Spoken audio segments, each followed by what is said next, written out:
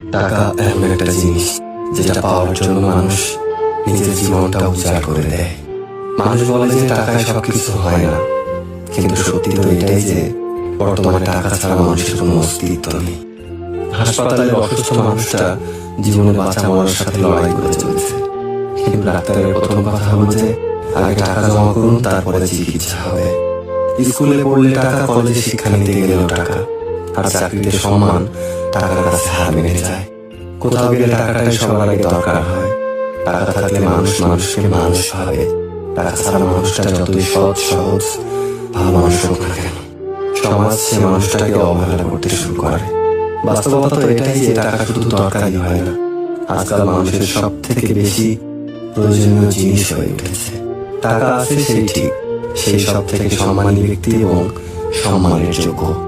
আর যার কাছে টাকা নেই, তার সত্যিগুলোকেও খুব সহজে মিথ্যে বানিয়ে দেওয়া যায়।